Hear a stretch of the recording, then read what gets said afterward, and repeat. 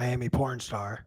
So I mean, I got this blue blazer with the white chinos when I'm co-hosting Andrew's party. So I feel like a little Miami Vice couldn't hurt. I think it would fit. I dig it. I mean, I got my blazer fit ready for I can't wait. that news desk, but I I digress, man. We are back for another episode of the Bitcoin Ballers podcast. We are going to get right into it. And a fair warning right now, as we are kind of alluding to, myself and Ulrich will both be in Miami next week. Come through, say what's up to us, tell us how awful of an idea this show was, tell us to stop doing it, troll us all you want. We'll be back the following week, though, on Memorial Day. But until then, let's get right on into it and let's just start. And I will own it. The Phoenix Suns, despite holding steady at home in games 3 and 4, tying up that series, they were exposed. Their lack of depth was really exposed in game 6, especially, but game 5 too. The Nuggets looked like they were playing a G League team in those games. KD went 1 for 10 to start the game in game 6. When you have campaign as your leading scorer with Devin Booker and Kevin Durant on your team, you know you're in for a hurting. So I'm going to just come out and own that lack of depth definitely came back to bite the Suns in the keister. Nuggets are through to the Western Conference Finals. As a Lakers fan, I've been asking for that matchup. I may rue the day when we go and match up against them, but let's start with Phoenix. Rumors swirling very fast today. DeAndre Ayton is already on the trade block. Chris Paul apparently is on the trade block as well. But my favorite tidbit was DeAndre Ayton goes up to James Jones, journeyman, role player de la choice, James Jones, and asked him, "How do I be a better basketball player?"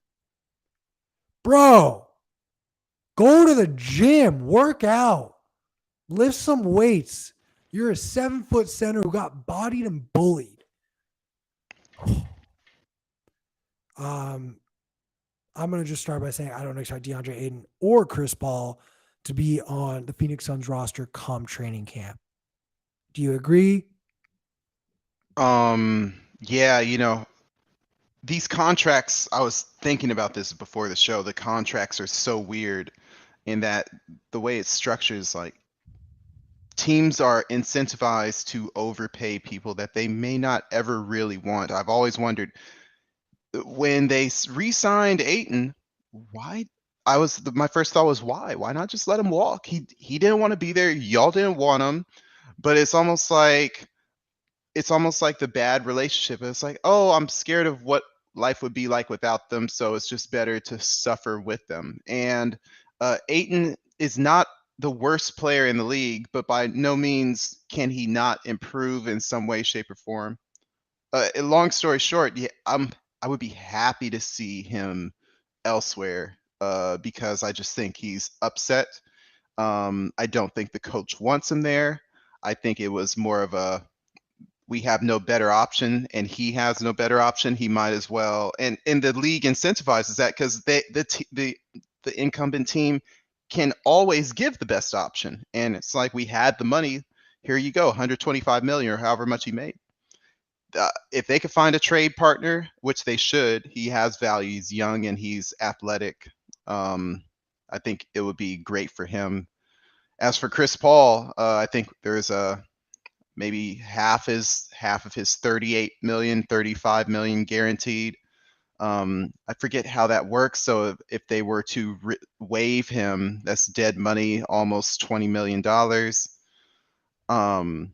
Waive him because what I see is the Phoenix Suns, at least the star players, Kevin Durant and Devin Booker, are are better off to a degree, and I can expand on that later. Without him, he slows them down. I just think that 20 million is a lot to just sort of have as dead cap space. And I don't think that's a realistic ask of an NBA team that's in this like we are here to win a championship right now and to just burn $20 million just because we don't think this guy works. Honestly, like it wouldn't. Aiden is gone.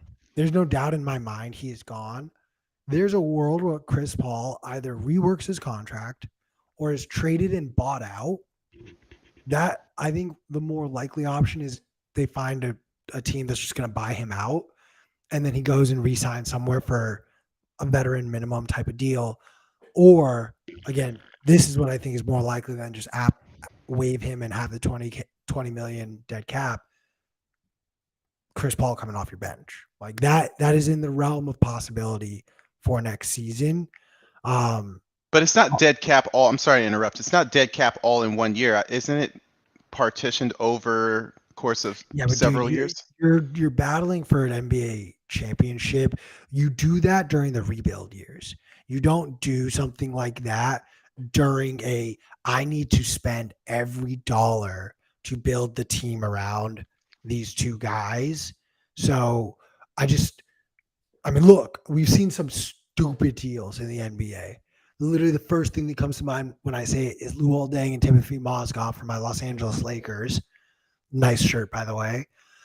Like, we've seen dumber deals happen, so it's not out of the realm of possibility. I just have a hard time believing that a team that needs to go into free agency and get players, whether it be fill up your cap space, whether it's to go and pay the luxury tax next year.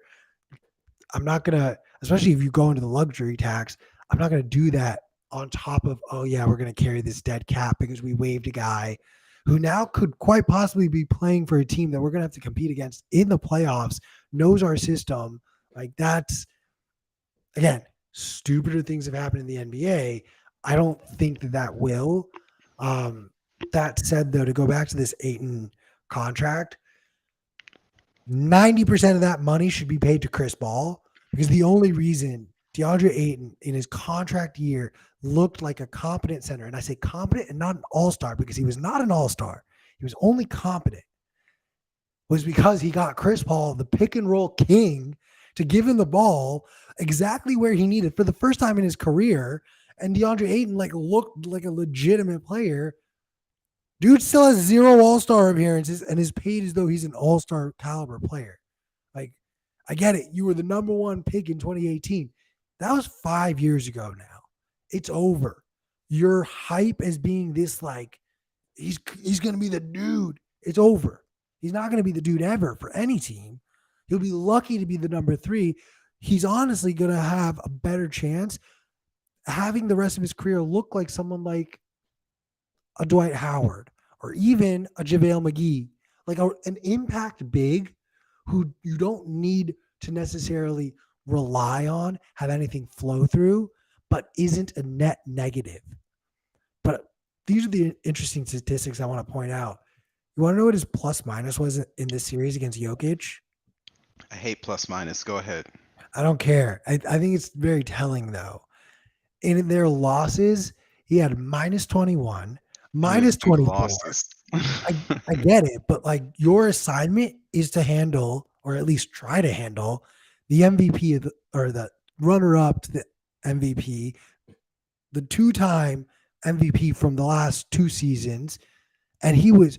You want to know what his plus minus was in wins? -2 in wins. So you say plus minus is a shitty statistic. He got -2 in a win.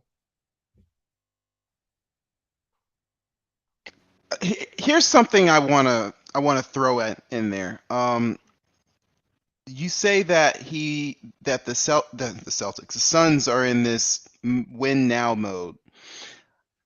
They're in a win now mode because of one player, Kevin Durant.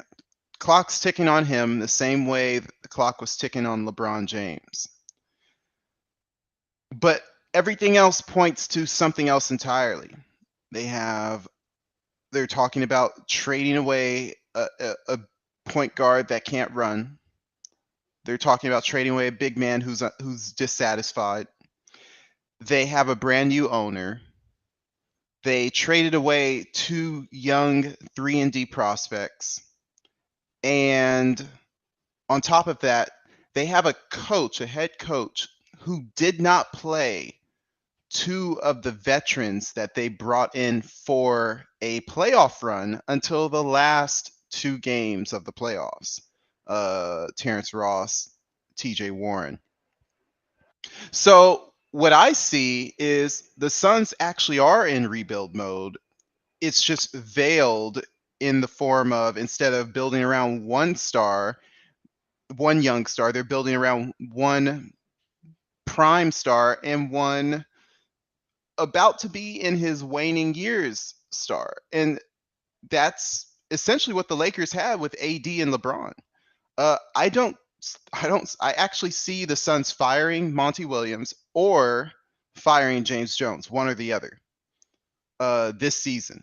One of them has to go. Here's why. I don't see, when a general manager brings in guys that are supposed to be value added for the playoffs and the coach doesn't play them, that means there's a disconnect. One guy is not on the same page as another. And when the new owner is there, that means they're both talking to the new owner by themselves. Whisper, whisper, whisper this, whisper, whisper, whisper that. And in my opinion, that owner is going to have to make a decision, just like he made a decision to break up his finals team from 2 years ago and go for the gusto and Kevin Durant. He's going to have to make a decision. How are we going to build this team going forward with a new head coach or a new GM or potentially new both? So only because it's been made public that it was the owner that pulled the trigger on the KD deal, I think James Jones is safe. And I think also to a degree because of that, he might give Monty Williams one more year. I've said this from the beginning from the moment that trade went down, that a full training camp with KD is a fair shake. Now, life ain't fair, and it may not come to that, but I do believe genuinely that they will have to at least they're going to make moves. To your point, like Eddie, I want to read this because it was funny, but you're kind of wrong. Aiton gets double doubles like a late night drive through at In-N-Out. No, that's disrespectful to In-N-Out, bro. Aiton's like that McDonald's run at 3 a.m. because literally nothing else is open. CP3 is 38 years old. KD is 34. It's not like the AD LeBron situation because AD is 30. We've essentially changed as I think player health and wellness has developed, as has the game of basketball. You know, the declining years of like, oh shoot, you're turning 30, your career's on the downswing. That's no longer the case. Right. I think 35 is turning into that age where it's like, that's why I said Kevin Durant is on the downslope. Not yet. He's going to be 35. So next year. Yeah, he's still in his prime. No, 30. He averaged 30. Yeah, go ahead. As far as I'm concerned, you can still build around Booker and KD. Yes. Move on from Ayton and Chris Paul. Like, yes. One of the rumors I saw was Fred VanVleet is one of their main targets in the offseason. Now, I don't buy anything that's said the day after you get eliminated. I think that's just smoke and mirrors getting thrown our way. So whether that comes to fruition or not is irrelevant in my opinion. I think what will be interesting is how this team, or at least what they are able to get back for Ayton, because he is the strongest asset that they can move. And there's a world where Ayton and Chris Paul go to the same team in a big 3-team, 4-team type of swap. Like, that is well within the realm of possibility here. But to kind of, I want to wrap this because we've been on a team that's essentially out and eliminated. What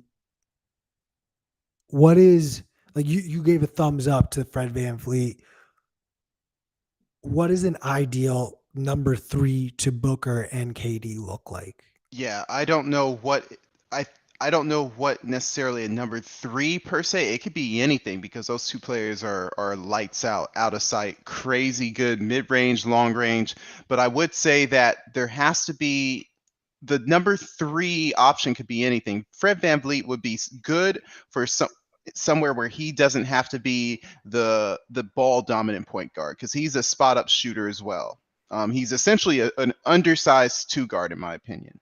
The catch is that what they're going to have to bring along with Fred VanVleet, because he is compounding the problem is that the Phoenix defense is full of holes, which is what I alluded to when the trade first happened. And now you have Durant, who probably rather not play as much defense as they would need him to against Denver, and Booker, who don't play defense, and Chris Paul, who is injured. They're going to have to use that trade to shore up the defense that they allowed when that was there when they let Crowder walk and when they traded away Bridges and Cam Johnson.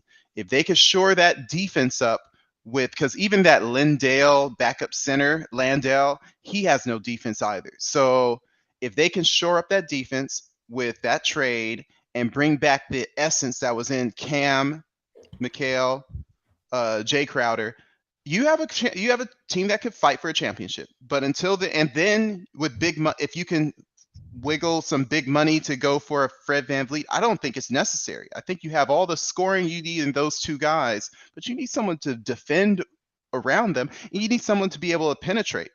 You know, like you need that Westbrook dynamic that KD used to have.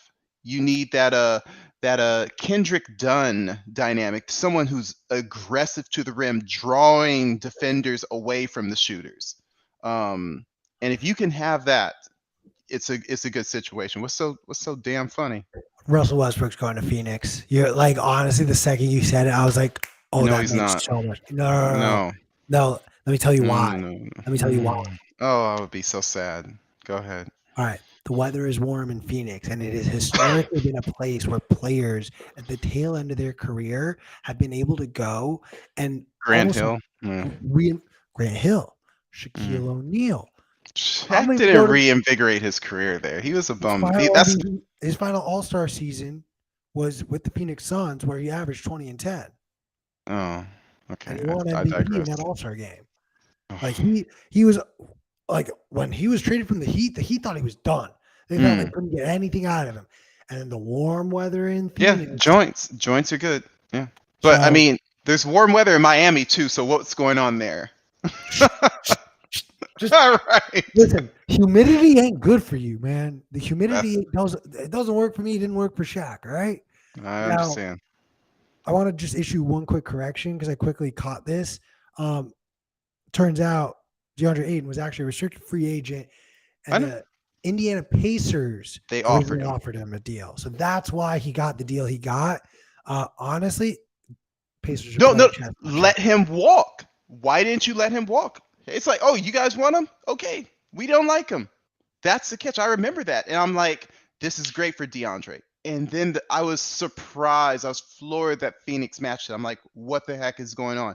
Didn't make any sense. I'll never forget. I mean, I forgot it, but now that you remind me, yeah, that's stupid. They should have let him walk. Do you think Indy would be open to a like Miles Turner and? I was thinking that. Like, literally, who's the shooting guard that the Lakers should have gotten? There's no way. There's no way you trade Buddy Hield for that. Buddy Hield and Miles Turner for Chris Paul and DeAndre Ayton. Nope, not doing it. I'm not. As Indiana, I'm not doing it. That's wild. Fair. They already got their point guard. Let's move on. Fair. We'll talk about that during the summer. All right. Really quickly, I'm not trying to be disrespectful, but I want to just pose this one question. The Denver Nuggets handled business. Are we sleeping on the Nuggets? Like, is this team about to win the quietest, subtlest NBA championship? No. I mean, it's only subtle because because their star player is kind of blah. He doesn't speak English well. He's a slow move, or at least apparently slow. They're a really, really solid team. I don't want to call them the Patriots, but it's kind of like, remember when Tom Brady wasn't really like he wasn't the GOAT. He survived on his defense, a Ben Roethlisberger kind of thing. They're boring in that regards. I don't know if has Murray ever made an All-Star game? Maybe once. So it's like, but doesn't he look like an All-Star? Like how many 40-point playoff games? I will say this: Jamal Murray in the playoffs is an all-star. Right. Like he balls in the playoffs consistently. So I just think that when you look at their starting five, solid, rotation with 8 players, amazing. They're kind of like, but they don't have any drama. They don't have like, oh, is he going to show up? And then when he shows up, everyone's like, oh my gosh, Anthony Davis, LeBron James. It's not an aging superstar that's like, if he wins, he's better than Jordan. If he's not, he's the worst ever. It's like there's none of that. So yeah, in that way, it's boring. But in another way, it's like I see them just like the Sixers. They're kind of like they've been building. It's a trusted process, and now these teams are finally starting to you know, stick their foot in the door of the West of the conference finals with a little bit of gravity to them. It's like, oh, they can actually do it. It's not. It wouldn't be surprising if there was the Sixers and the Nuggets in the finals. Not to say that that's everyone's preference, but the Nuggets are a good team. I've been saying it, and I thought that they were the top three teams in the West, along with the Lakers and the Suns. And I wasn't sure if the Suns were better than the Nuggets, but with the injuries and the defensive holes, it showed it was clear. Fair. I do think that there's just something a little unsexy about this team. To your point, like 100%. everyone's seen the picture of Jokic as a chubby little kid, and it's like, this is That's your your MVP. MVP. Yeah. So, listen, all you fat little kids out there watching So that this, touch. A, get a life. Why are you watching us? B, you can do it. And if Jokic can win MVP back to back, you can make the NBA. Honestly, at this point, like I'm gonna show my kids a picture of Jokic one day and be like, this man won back to back MVPs. And it You was gotta work actually hard, true. Yeah. but it's feasible. It's I feasible. don't see him. He doesn't miss a 12-foot bank shot, floating bank shot. That is hard as hell to do. And, there's a reason he makes the shots. First, he makes the shots that are extremely difficult, that are wide open for everyone. And he gets every single tip in rebound at the basket because he's bigger than everyone.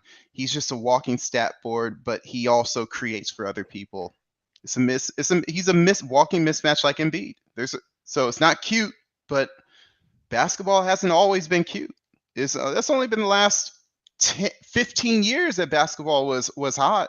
Yeah, and then it was ugly for 10 years, and then Magic made it nice in the 80s, but the 90s it was ugly. I Unprofessional. tried to mute myself for that. Fuck, I'm sorry. Unprofessional. See, like I what are you? literally thought I pressed the mute button. I'm so sorry. What? That's on me. That's on me. Right as we go into the Bitcoin conference, like what the hell? Like I. Okay, let's go to who aren't they're going watching. to play. We got my Lakers playing the other team from California that just is annoying me at this point. They We're are going to play annoying. tonight. I want to start with the AD of it because AD got hit in the head, potential concussion risk. I had a buddy of mine who's a Celtics fan in one of our group chats, like, man, like that was so soft, like blah blah, like like he didn't need a wheelchair. And then literally one of my boys just sends a picture of Paul Pierce crying and getting wheelchaired out. Like, sit your ass back down. AD's gonna play tonight. There's no doubt in my mind. Honestly, I'd go so far as to say AD's gonna put 20 and 15. Those are the stats I'm expecting from him tonight. I think we're gonna get a performance of the ages from LeBron because he does not want to play game 7. And I genuinely believe that the rest of this team is going to show up. And I think this could be a blowout, actually. If I'm betting, I might even give the Lakers some extra points and like just take that. I think the Lakers are favored by 3.5. I would go so far as 6.5, even to, dare I say, 9.5. Like, I think it's going to be like that. Game 5 was disappointing because it was so close for so long, and then the Warriors did what they always do, which is if it's too close and they start hitting threes, then they'll spread it out. And if you don't have a big enough lead and they start hitting those threes, then it's like you need that big lead against a team like the Warriors.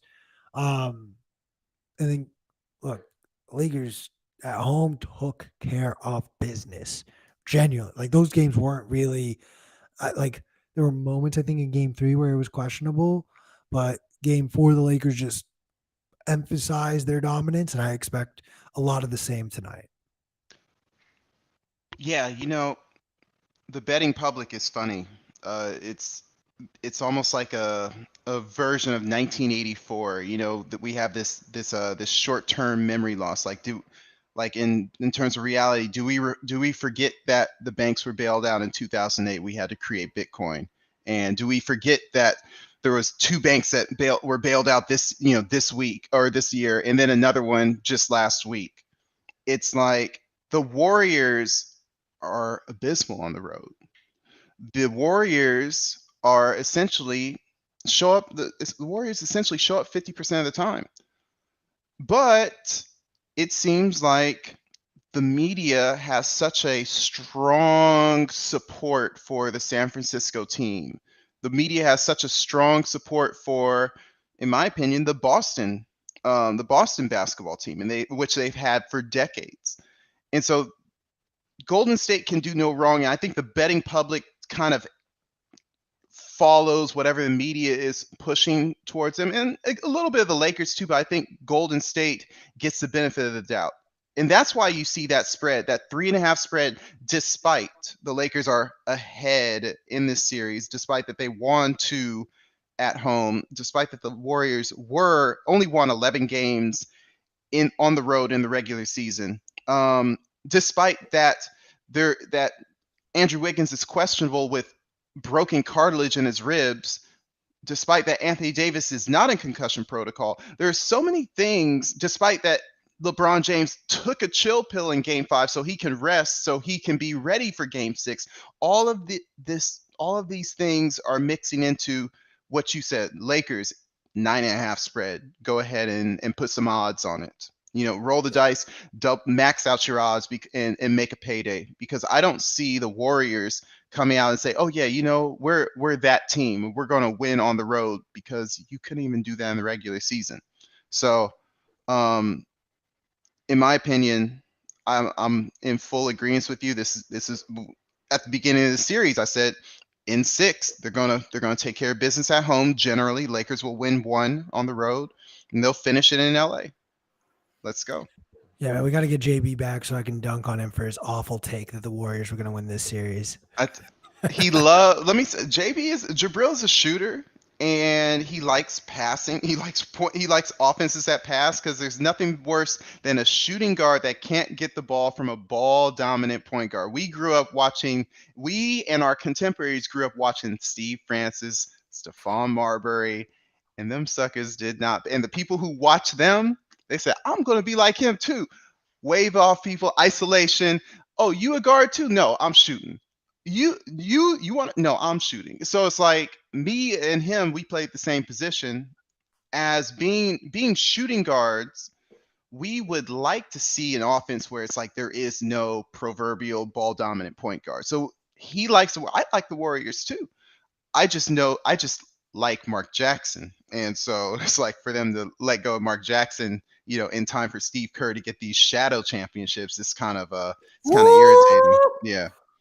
I mean, look, I love Mark Jackson. I wanted him to coach the Lakers when that was a possibility. Steve Kerr is I Barry think Switzer.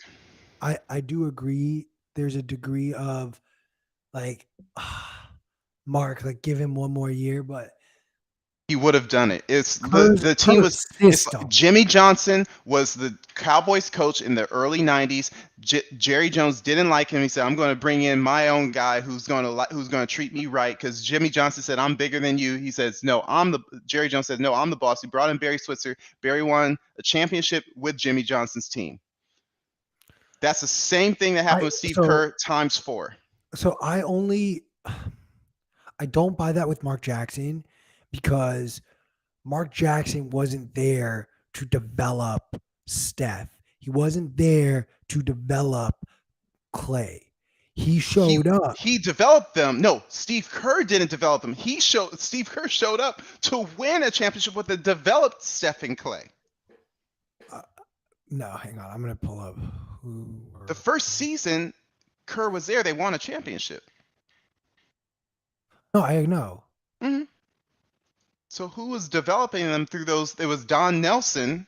I remember I was like training with Olden Polynice and trying to get a D League contract. And I was watching Steph Curry as a rookie with Don Nelson, and it was Don Nelson. Don Nelson retired shortly after. Mark Jackson came in. Mark Jackson had issues with Bob Myers. We don't have to talk about why, but the San Francisco media hated Mark Jackson, and Mark Jackson didn't like Bob Myers. The media liked Bob Myers. Bob Myers fired him. They brought in Steve Kerr. Steve Kerr vibes with Bob Myers for reasons that we don't have to talk about why. They were on the precipice of a championship, and essentially they got it done with Mark Jackson's team. That's all I'm saying. But you were young, man. You don't remember that. You were in college, bro. I remember that, bro. I remember Davidson, Steph Curry. Like, that was one of my favorite college players to ever watch. Right on. So you can say I'm young all you want. Just because you're the same age as Chris Paul doesn't mean I don't know Steph Curry and the Monte Ellis days of Golden State Warriors, or even before that with Baron Davis. Like, trust me, I remember this Warriors organization, this team. I just think that, like, did Steph improve from Mark Jackson's final season to Steve Kerr's first season? Absolutely. But when you watch the gameplay of how the Warriors played under Mark Jackson, then you watch how they play under Steve Kerr, those are two different teams. And there's a degree, sure, the players may be Mark Jackson's players, but that is Steve Kerr's system. So you got, like, there has to be a little bit of, and sure, you can say, oh, but he's Phil Jackson. There's a little bit of triangle in there, and there's a little bit of Popovich in there. It's like, yeah, the reason there's a little bit of both is because that's Steve Kerr's system now. Like, I think that you need to put a little bit of. No, I give him credit for his own system. That's right. I just think that the systems with generational talents, like, and Klay Thompson, as simplistic of a game as he is, he's a generational talent, the second best shooter, if not the best shooter of all time. For him to be, for him to have those weapons. The best shooter of all time. You say what? Steph is definitely the best shooter. That's fine. So the second best shooter and the best shooter of all time. Reggie Miller. No, Klay Thompson would light him up. Klay Thompson made 63 points in 3 quarters. And that's like, I mean, Reggie Miller was more. Remember, these players back in the 90s and the 80s, they didn't have the green light to go gun. So maybe if Reggie were playing now, he would have had that. But the fact is that Klay Thompson had the opportunity to show that. Do you not think that if some big man was playing nowadays, that played 40 years ago, maybe he would have developed a 3-point shot? I don't know. Maybe Kareem would have been able to knock down threes, but it just wasn't the way they played. So I'm not going to say that Kareem couldn't shoot if he didn't play in 2010. Okay, that is an awful take. No, it's not. The part you said about, like, who had more 3-pointers? No. The Kareem could have been a 3-point shooter if he played in awful take. Kareem's skyhook was literally designed to be the most unblockable shot in this generation, in that generation, in the future generation. No one is blocking a 7'3" big man who is using his body to stop you from even coming close to the ball. No, he doesn't need to develop a 3-pointer because he has the most unstoppable shot in the game. I'm just giving. It may be an extreme I example, but I could say another big man. Bill Bradley. Yeah. The take that I liked of what you said was, no, you're absolutely right. Like, Reggie Miller was not. If Reggie Miller pulled up from 30, 35 feet with 10 seconds left in the shot clock, he'd be 10 threes a game.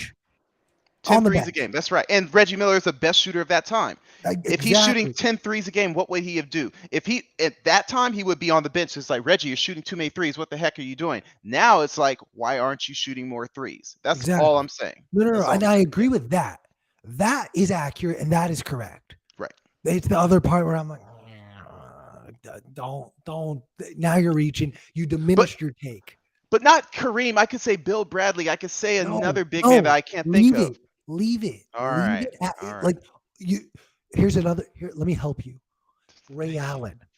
Ray Allen, again, another player who was a slasher, excellent shot, but again, was in a generation where like you're a wing player. Yeah, I need you to have the threat of pulling up, but you need to be an attack the basket, attack the basket, attack the basket. It wasn't until the end of his career where the league started to shift more to the 3-pointer and he had That's more right. of that green light of don't attack the basket. All I need you to do is sit somewhere around the edge and shoot the three. So those two are great examples of the argument could be there if they played in this generation that they would have Yes. given Clay or even Steph a run for the money. But as far as I'm concerned, Steph Curry, greatest shooter in the NBA history thus Right. far. And so, as we digress back to that, the weapons that Kerr had, I'm saying that those weapons were generational talents, and in my opinion, they would have figured out. Mark Jackson would have figured out a way to win with those players, with or without an amazing Kerr system. Those guys were ready to play. Were going to get open in any system, and because of the players that they were, and coupled with Draymond Green, who was essentially a Magic Johnson, Charles Barkley, dumbed down the stats kind of mix. It was a very good situation for them. But anyways, what do we have here? We got Hodges talking. What's up, guys? K, we're gonna save the Lakers for the last talk. Betting Lakers 9.5. Okay. Well, It's no, fun times. we've That's you. essentially wrapped on the Lakers. We The Lakers are did going to win tonight. they're gonna win. Oh yeah, we did play. Yeah, Yeah, the Lakers are gonna win. I They're not my versus final. Denver. That's another topic. Yeah, we'll save that. Mm. Um, all right, let's just pose the question. Say we're wrong because it's not like we're perfect. Say the Warriors pull something out. Honestly, I will say this: if the It's Warriors over. win Game 6, I'm hunting that fucking corgi down. You saw the video, right? Yeah, I'm hunting that fucking corgi down. All right, yeah. like I think they edited that video, man. they must. They must. But the fact that that video got released before the series started, and it is 5 for 5 thus far, it is pissing me off. Um, do the Lakers are they capable of winning a Game 7 in San Francisco, or coming off of a historically epic performance in Game 7 in round one? If the Warriors push it to 7, do you think they can get it done? I do want to say that with Hodges Holdings, aka Jabril, saying 10 toes down, Warriors in 7, I would say them some crooked toes because there ain't no way they're going to win in Game 6. But if they were by some hook or crook, some crooked toes enabling them to win, AD is still rubbing his temple. It's over. it's Yeah, LeBron you is don't think they can get it Look, done. LeBron is bending over. They zoom in on his face. He's looking tired. He looks like he just woke up. It's it's rough out there, and that's particular to that team. In my opinion, I think that he would do much better against the Denver Nuggets. But the Warriors are running and gunning purposefully to outrun the old LeBron and the kind of lethargic AD. The rest of the team is doing a good job trying to keep up, but Curry is making right plays. He's finishing layups. It's going to be a magnitude greater at home. They have to win tonight. All right, I just want to quickly say I see 6 people watching and only 5 likes. Make sure you like us down below, please. And if you're not subscribed to the channel, we'd love and appreciate that greatly. Um, I call bullshit though. I honestly I think the Lakers can get it done because I think LeBron because there's so much about and the media is doing an excellent job of really like selling us on this like Curry LeBron legacy. Like this could be the last time we see these two face off in the playoffs. I there's not a world where I don't think, especially off of the heels of seeing Curry go off for 50. I'm not saying LeBron goes off for 50, but I think we get a triple double historic performance out of LeBron in a Game 7. If it comes to that, it won't though. Lakers -9.5. Give them 6 points. Give the Warriors 6 more points. It don't matter. We're taking care of business tonight. I want to talk about the other game 6 that's happening right now. Um, I believe New I'm York playing. is doing the damn thing. Are they? Oof. I mean, 31-22 after Lowry just hit a three. 24. 24. I'm It, behind then. Okay. it's like even a 9 point lead in the first quarter. I'm like, if it was 31 like 12, I'd be like, oh, New York came to play. But this is like you're one streak away. You're an 8-0 run for the Heat away Mhm. from the Heat taking a lead. So they're in striking distance. Frankly, like my expectation is they get it done. Um, I like maybe selfishly want that. Like you and I have talked about potentially going to a Heat game if it's there while we're We'll, there. we'll go. Uh, We'll go. The conference finals, game 1, man. That'll be fun. well, Or it would game have to be 2, game probably. three Game because the 3. Heat Okay. are the 8 seed. So uh, Oh yeah. Oh, you gotta hurry up. They that's gotta what I'm hurry up. saying. Like the only thing that, but regardless, because the other series is going to 7 games. Um, like we got to wait for that to play out anyways. Yeah. Um, what needs to happen tonight, right now, for the Heat to get this done? Yeah, I'm not watching too intently so I could be engaged here, but in my opinion, stay close and let the fourth quarter take care of itself. I think that the toughness with Bam and Jimmy will outweigh the combination of Brunson, who's tough, but um, what's his name? Oh my gosh, Julius Randle, who's a little bit who gets a little bit wild. I remember he was on the Lakers. We have this, you know, turnaround 19 footers, and he's making them a little bit more now with New York. But again, playoff time uh, in Miami, where it's hot, it's going to be a little more hot and sweaty.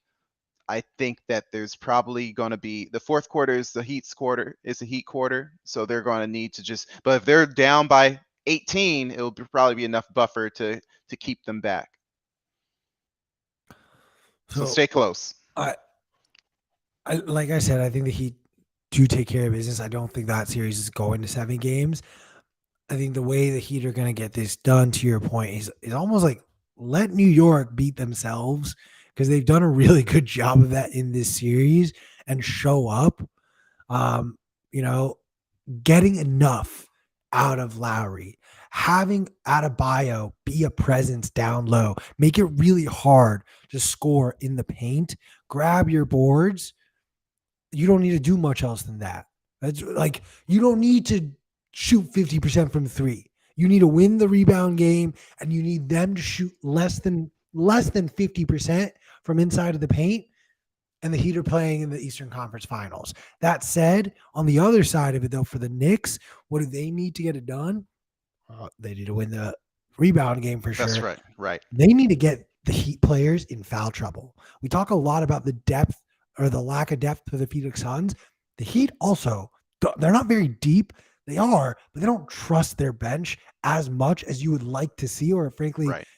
again, to your point, like where's Duncan Robinson been for the last couple of years? Tyler Hero, he's still hurt. Like you don't have that depth to rely on. So if you can get Kyle Lowry in foul trouble, if you can get Bam Adebayo in foul trouble, you could end up with a 18-point lead going into the fourth quarter and take this series back to New York. Look, the New York Knicks fan base has been starved for playoff basketball. They finally got a series win in the first round. You give that fan base a game 7, ooh, that is the game of this entire playoffs that I wish I could attend. Like Agreed. game 7 in MSG, ooh, that's gonna be good. Yeah. That's Yeah. gonna be I want to call out a few things or something that Jabril said. I noticed a something that I thought was unsustainable for the Warriors game, where they were shooting 60% from three in the first quarter. And I'm like, okay, this is a good way to analyze how you would think a game is going to flesh out. If a team is performing in a over the top fashion, it's like, and that's the result of a lead. it's likely that it won't be sustainable. So what Jabril says, RJ Barrett's 8 for 8 from the foul line in the first quarter, and they're up by 7. So is RJ Barrett going to continue that pace, and he's going to continue to get fouls, and he's at the end of the game he's going to be up 24 free throws from the line, 24 for 24 from the free throw line? Likely not. Maybe he'll end up with 12 or 14. And so what that means is that this burst of energy from the Knicks likely will be unsustainable, and the game will I guess will go back to the average productivity of both sides, and I still think that average productivity will favor the Heat, especially at home, especially with Kyle Lowry knocking down his shots. And even though the Knicks have their players, I just think that the consistency is on the side of the Heat, and the Knicks may have won this quarter, but like JB said, it's probably going to taper off unless guess what? Maybe the refs are in on it and they're going to call fouls for whomever, whenever. I doubt it. I think that the Knicks are going to win this game based on their home court advantage, and they're just tougher. The Heat are going to No, win this game. yeah, I'm sorry, I meant the Heat. The Heat So will win this. I don't disagree. Yeah, I'm not sitting here thinking, oh, RJ Barrett's going to go 32 for 32 no, after 4 quarters for the free throw line. But right. JB, I just want to give you a shout out. Thank you for strengthening my point. All right. RJ Yeah, Barrett has shot 8 free throws. What does that mean? That means 4 fouls. I just looked at it. Kevin Love, 2 already in foul trouble. Gabe Vincent, 2 already in foul trouble. That's the recipe for the New York Knicks. He doesn't need to go 24 for 24. He needs to draw 12 fouls. The Knicks need to draw those 12 fouls and put these guys in foul trouble. And that's all that has to happen. Fine. I don't need you to hit 100% from the foul line. I might need 75. I might need 80%. But it's more telling that they're calling these fouls, and it's more telling that they're attacking the basket in that way. That is going to be the key here. good So call. Good we'll call. we'll see what happens. JB, I respect you. You're always welcome back to the show. I will just caveat one final thing. I can't trust you for shit after you said that the Phoenix Suns weren't going to win those 2 home games and that you think the Lakers are going to lose. Sorry. He's very passionate about. He was very passionate about. There's no reason that the Suns should have lost last night. Blah blah blah. I'm like, By look, 25? By 25. they had no defense, man. Of course, it was bound to happen. They just finally got exposed, and the coach was like, "I ain't playing Terrence Ross, T.J. Warren, no matter what you say." And that's a recipe for fire. And I'm just saying, they should. He should be out of there. Monty Williams should be gone. They should reset, have a nice little 2-year rebuild, get some veterans in there, run it back.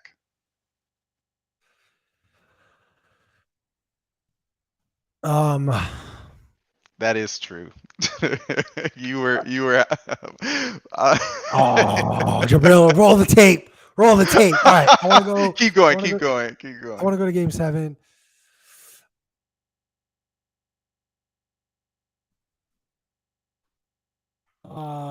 Celtics 76ers. Mm, You sent me a message that I didn't ignore. I did one of those like, oh, I'm gonna respond to this in a minute after I opened it, and then like I never went back it's okay. to It's it. okay.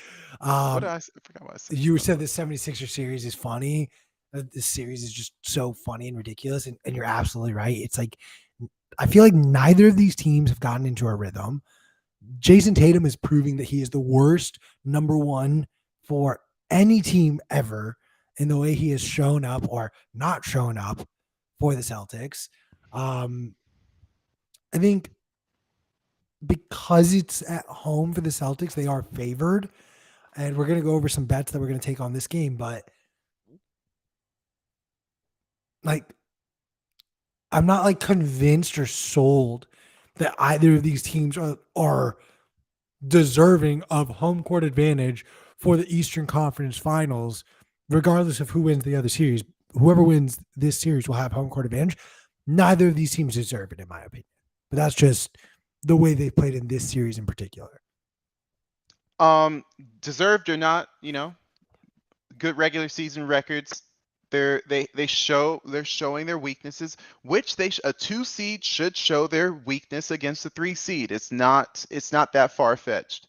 Tatum started off horrible, ended the game fine. Kevin Durant had a similar showing in his game 6, where he started the game 1 for 11 and then made 5 in a row. And yeah, you're right, JB. You were speaking about KD's declining efficiency. I digress. But I would say that what you have is the walking mismatch as Embiid, the Jokic of the East. Shoot, put the ball on the ground, pass. He's the MVP. The Celtics are essentially the Warriors of the East. Undersized, shoot from the outside first. Yep.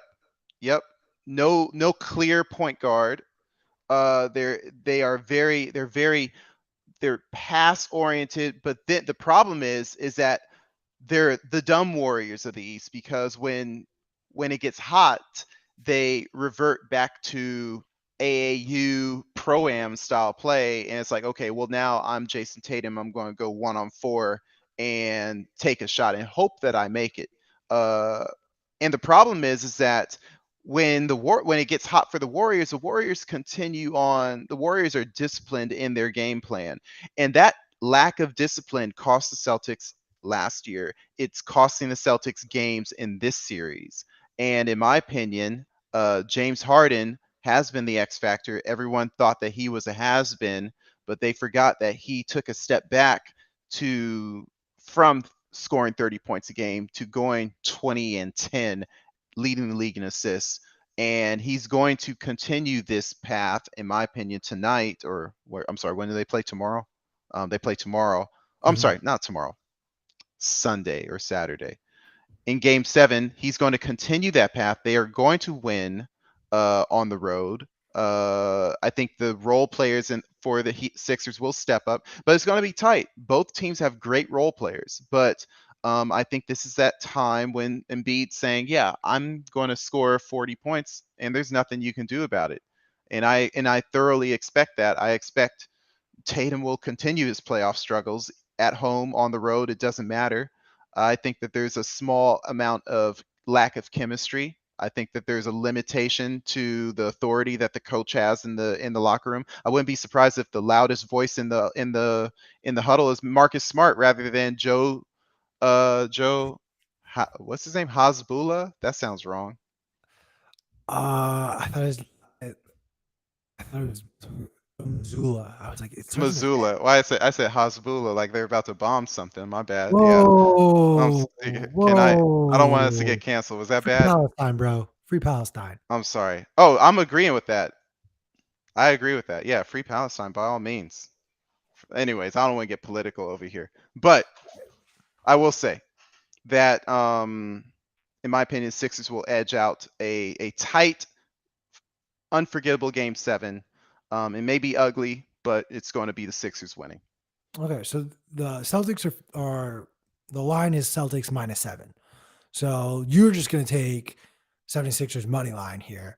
Yep. I probably just take Celtics money line, or even I take 76ers +7. I think it's going to be a really, really close game. This is going to be a really good game 7. I think one of the lines you showed me earlier was Embiid ±30 points. Like, I take the over on that. I think Embiid is going to, like, you're the league's MVP playing in a game 7 for hopefully the first chance for your franchise to play in the Eastern Conference Finals since Allen Iverson took you in 2001. You better earn that MVP award and play lights out and leave no doubt that you couldn't have done anything more. That,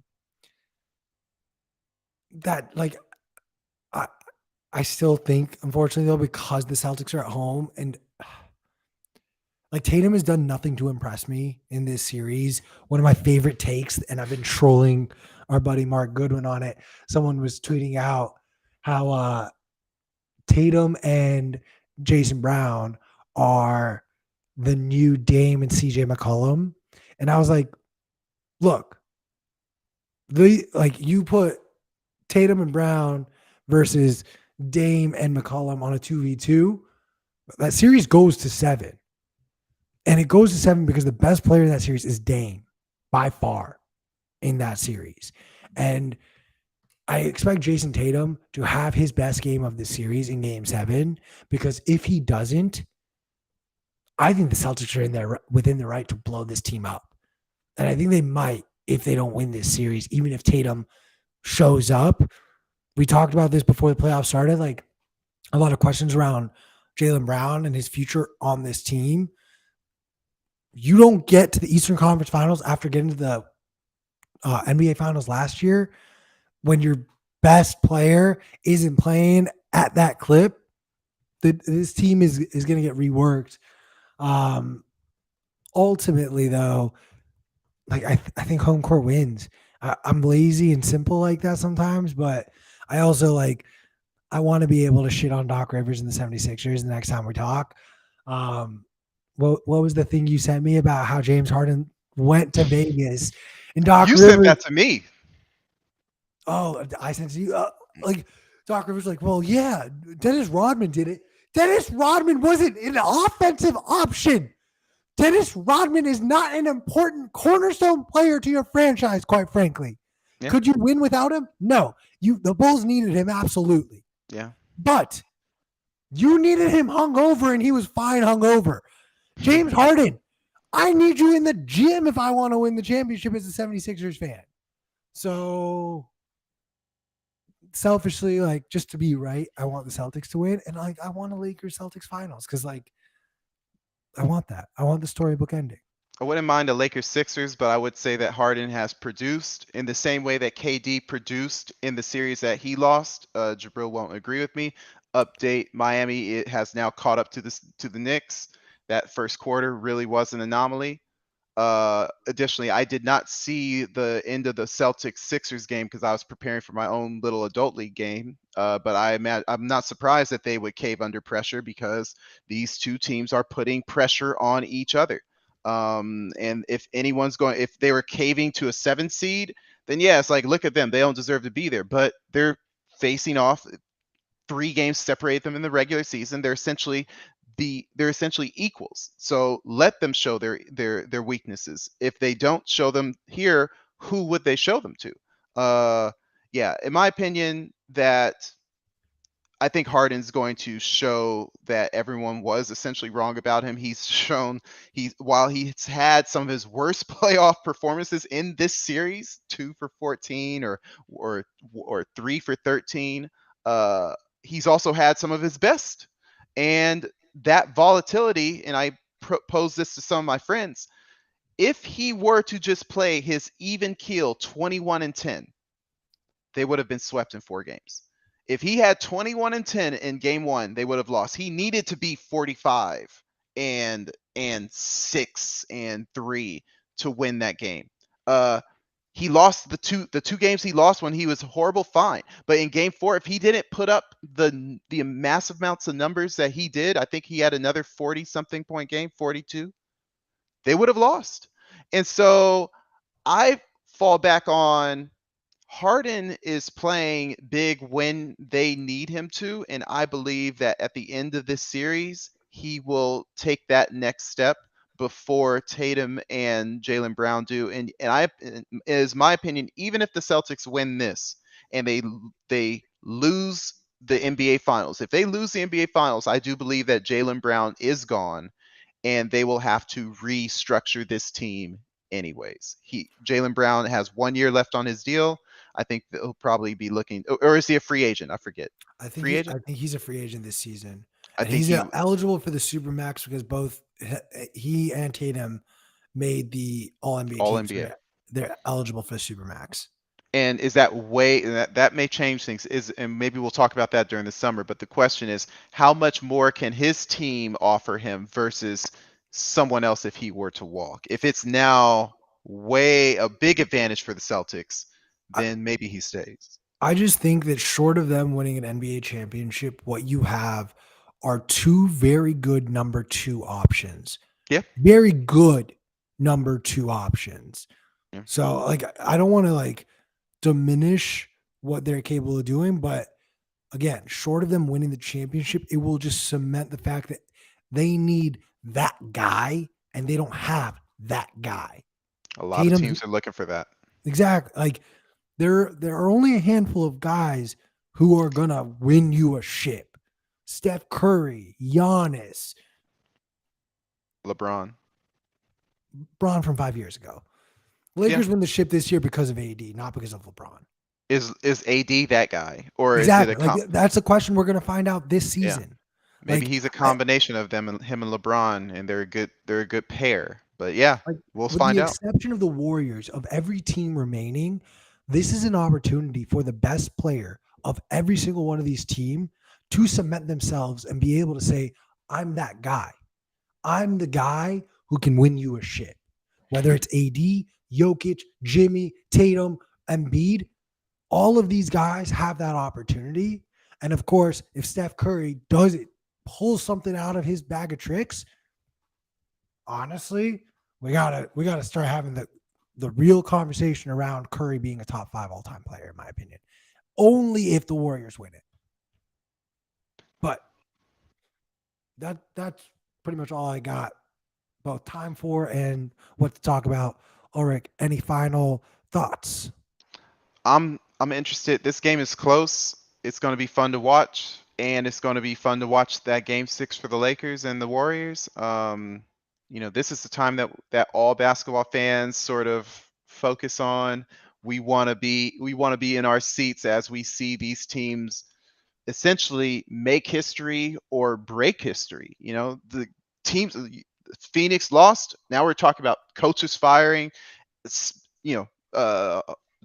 first pick center being traded, Hall of Fame point guard being traded.